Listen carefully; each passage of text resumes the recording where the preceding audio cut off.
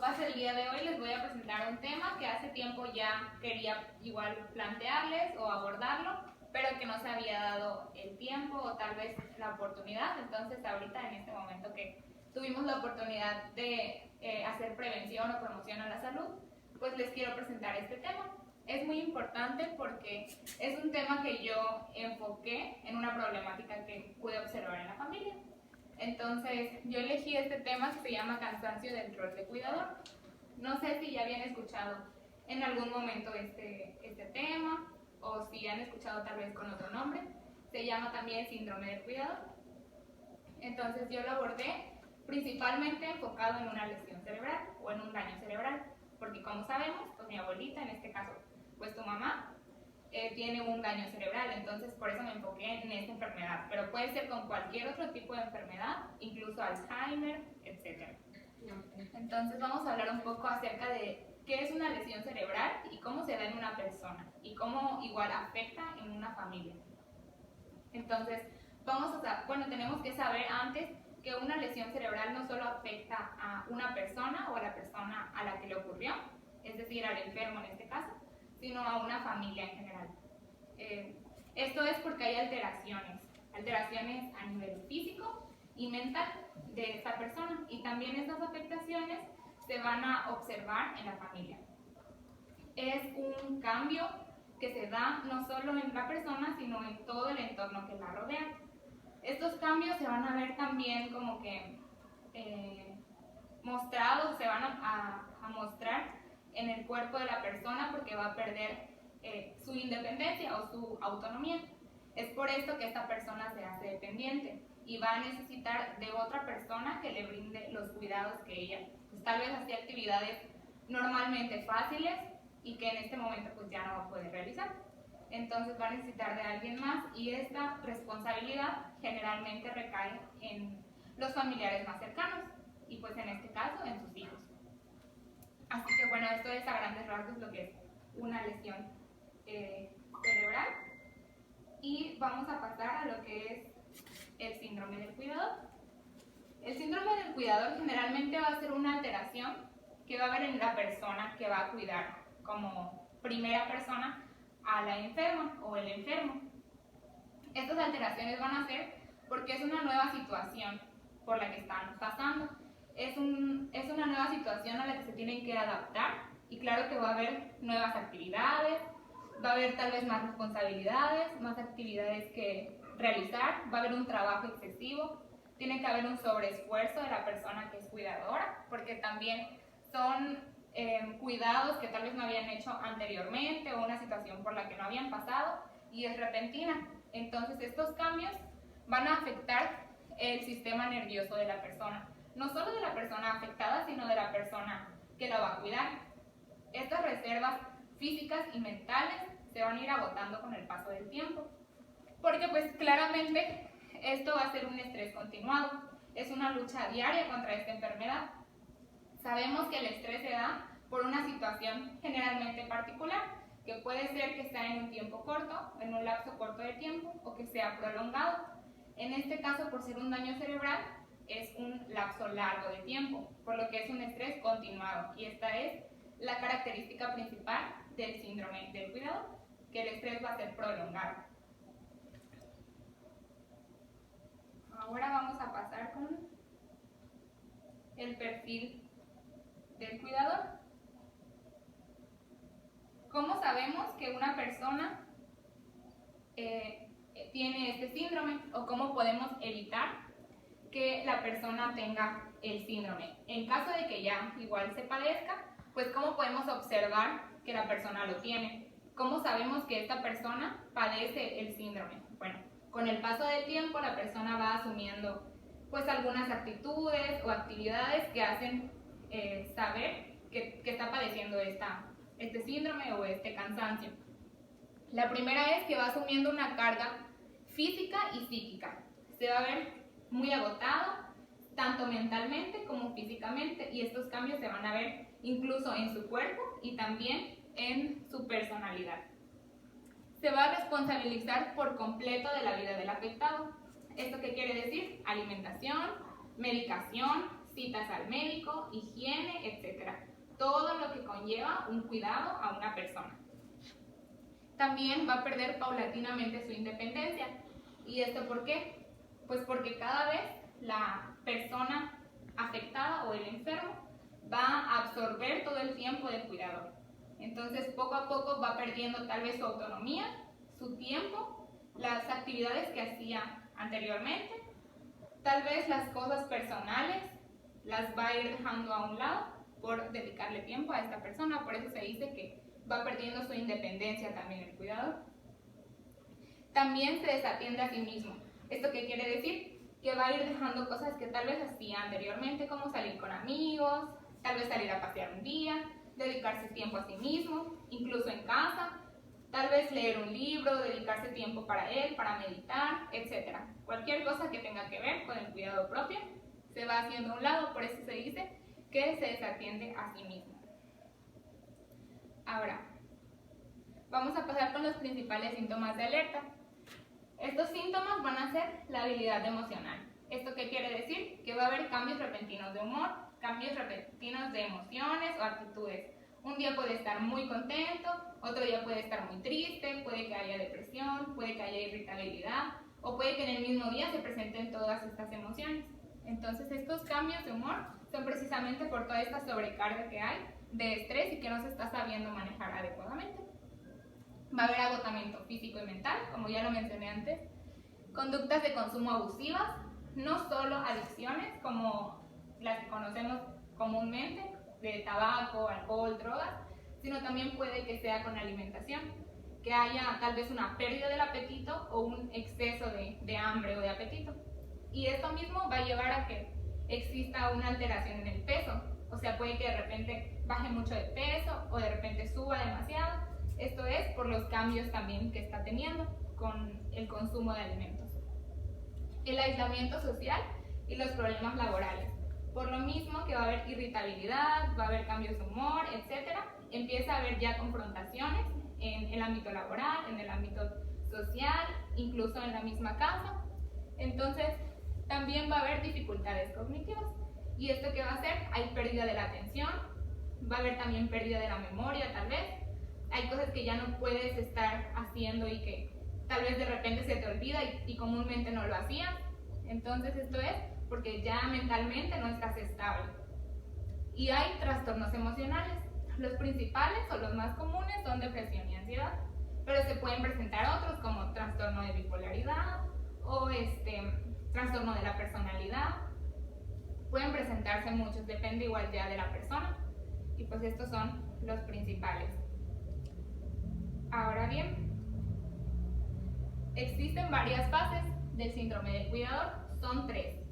En la primera vamos a encontrar que ante esta situación el cuidador primario se va a ver como un líder y va a ser tal vez el que va a liderar al resto de los cuidadores y va a ser el que va a llevar la batuta y tal vez va a creer que puede realizar todos los cuidados que va a necesitar esta persona. Y hasta este momento, digamos que todavía está todo bien. En la segunda fase va a haber un desajuste entre las demandas y los recursos. Es decir, que va a haber tal vez ya un exceso de demandas, de que va a haber poco dinero, ya no va a haber muchos materiales o insumos que se necesitan para brindar un buen cuidado. En este caso, por ejemplo, pañales, que leches, que no sé, toallitas, etcétera, ¿no? No hay tantos y esto también genera un estrés porque se necesita y es algo que se necesita para brindar un cuidado digno a una paciente. Entonces, con este ya desajuste empieza a haber un poco de estrés y además no solo va a haber desajuste en insumos o materiales, sino también en personas. Va a haber un desajuste en los recursos humanos o recursos personales. Ya no van a estar tal vez todas las personas que en un principio estaban y hay un sobreesfuerzo. Hay un sobreesfuerzo en el cuidador primario y este sobreesfuerzo nos va a llevar a la tercera fase, que esta es la reacción al sobreesfuerzo, cómo tu cuerpo va a reaccionar ante este sobreesfuerzo que ya se está dando y se va a presentar o se va a manifestar en tu cuerpo como ansiedad, nerviosismo, tristeza, irritabilidad, incluso se puede presentar como agresividad, también preocupación excesiva ante cualquier situación, por muy pequeño que sea, tal vez es una situación situación que podría parecer insignificante para alguien más, pero hay una preocupación excesiva, lo que maximiza cualquier situación que ocurra. Fatiga mental y física, y pueden aparecer otras series de conflictos. Y estos conflictos pueden ser que se quiere cuidar y se quiere cuidar bien.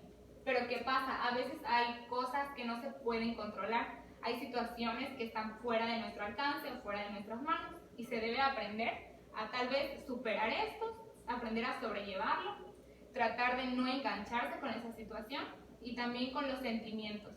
Porque va a haber momentos en los que haya tal vez cansancio, que es normal y es humano.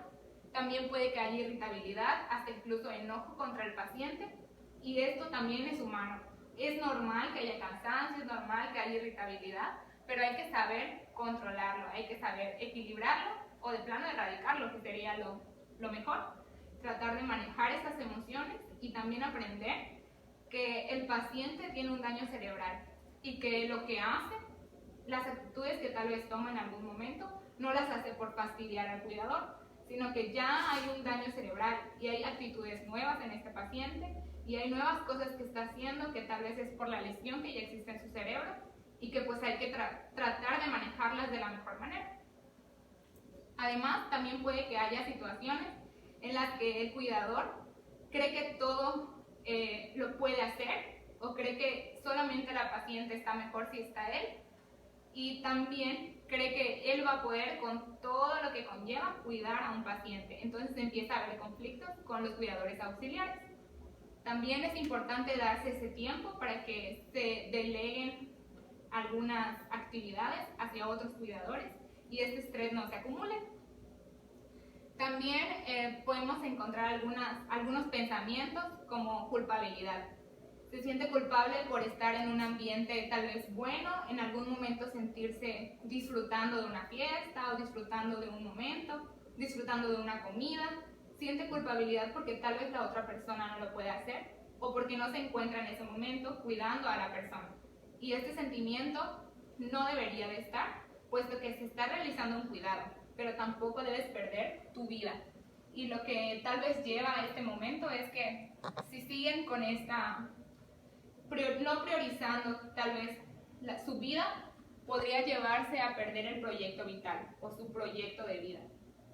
Y esto no es lo que se busca. Ahora vamos a pasar con algunos consejos, porque claro que se puede erradicar este síndrome o se puede evitar, que sería lo más viable. Entonces, entre estos consejos vamos a encontrar que el primero es aceptar que existe un problema, que este es un problema que va a existir siempre y que lamentablemente el daño cerebral o la lesión cerebral ya existe y que no se va a poder eliminar, que esto va a permanecer de aquí hasta que pues tal vez en algún momento termine, no sé, su vida o en algún momento tal vez ya no siga con este cuidado la persona. Entonces hay que aceptar ese momento, hay que aceptar la situación y también delegar, como ya había mencionado, los cuidados. No ser el único cuidador exclusivo de esta persona, sino que haya más cuidadores que se involucre a otros. También comentar la evolución del paciente, comentar si ha mejorado, tal vez si ha desmejorado, también es válido. Y mencionar cómo se siente la persona, cómo se siente el cuidador. Es importante también que comente sus sentimientos, si hoy tal vez no se siente bien, sus temores, hacerlo saber y hacer partícipes a todos del problema. Así vamos a evitar también que se sienta culpable cuando se dedique tiempo para él mismo.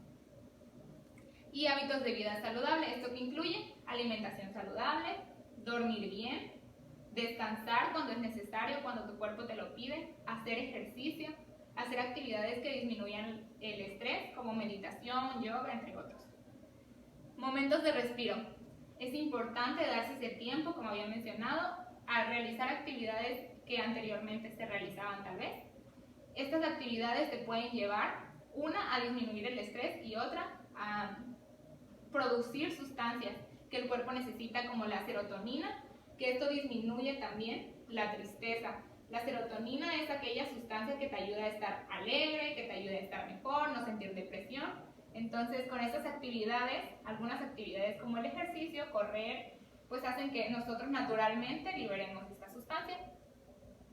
Evitar el aislamiento social es muy importante, no aislarse, no sentirse solo o encerrarse en su soledad, sino que platicar con los demás, hacerles saber cómo se siente, salir con amigos, salir con familia y por un momento tal vez olvidarse de esta problemática que existe. Intentar facilitar la autonomía del familiar al máximo. Esto es muy importante porque muchas veces no se quiere porque tardas más, pero dejar que el paciente realice estas actividades aunque tarde más tiempo. Aunque tal vez le cueste un poquito, pero si todavía las puede realizar, permitirle que las realice. Esto va a ayudar a la evolución del paciente y además te va a disminuir también trabajo o actividades a ti. Evitar el estrés, pues con todas las actividades anteriores que ya les mencioné, favorecer la adaptación del entorno, que sea un entorno seguro, que sea un entorno limpio para que el paciente también se sienta bien, para que el enfermo, el familiar, se sienta bien, que se eviten problemas, caídas, tal vez alguna herida, tal vez alguna lastimada, que se siente incómodo, no sé, muchas cosas que podrían tal vez evitarse y también disminuir cargas de trabajo. Claramente si el paciente no se siente bien, si el paciente está incómodo, si le duele la espalda o lo que sea, hay más trabajo por hacer. Entonces procurar que el entorno sea adecuado. Una actitud positiva siempre va a jugar a nuestro favor en todo momento, no solo en este ambiente o en esta situación de una enfermedad, sino siempre que se realice algo, si se va a hacer con una actitud positiva, definitivamente va a haber otra perspectiva o el panorama va a cambiar por completo. Información, esto es muy importante porque como les decía, hay que saber primero de qué se trata esta enfermedad o el padecimiento que tiene la persona para poder sobrellevarlo y para poder atenderlo también y adecuarse a sus necesidades o a la situación en la que se encuentra él. Los sentimientos negativos que aparecen en algunos momentos son humanos. Lo que les decía, no hay que sentirse culpables, tal vez pueden en algún momento sentirse cansados, sentirse agobiados, fatigados, o a veces hay pensamientos que son comunes como ya no puedo más con esta situación, o siento que ya no estoy dando el ancho, o siento que no estoy a la altura de esta situación. Es normal, es humano, pero no hay que engancharse y hay que tratar de sobrellevarlos. Y también los profesionales sanitarios siempre van a ser de ayuda. Siempre que se necesite es importante consultar con ellos, tal vez preguntarles sobre qué es una lesión cerebral o qué es esta enfermedad que está padeciendo mi familiar o yo misma cómo me puedo ayudar ante esta situación. Yo me siento con ansiedad, con depresión, etc. También acercarse a ellos e incluso acercarse a ellos para que sea un cuidador auxiliar y también esto disminuye la carga de trabajo. Y ahora, ¿cuáles son los principales principios de un cuidado constructivo? Y esta palabra es muy importante. Un cuidado siempre debe de ser constructivo. Constructivo tanto para la persona a la que se le brinda como para el cuidador. Si un cuidado no es constructivo, es decir, es destructivo, no está haciendo un cuidado de calidad y no está favoreciendo ni al paciente ni a ti. Es muy importante que se tenga que cuidar sin descuidarse. Es decir, tu actitud, tu estado de salud, tu persona va a reflejar todo hacia el paciente enfermo. Si de por sí ya existe una enfermedad o una problemática para él, si tú tienes una actitud negativa o si no te sientes bien física, mentalmente, tal vez estás mal también de salud, entonces todo eso se va a pasar también al paciente. Nunca va a haber un buen cuidado si no hay un buen cuidador. Se tiene que estar bien de salud emocionalmente y mentalmente para poder también brindar un cuidado de calidad.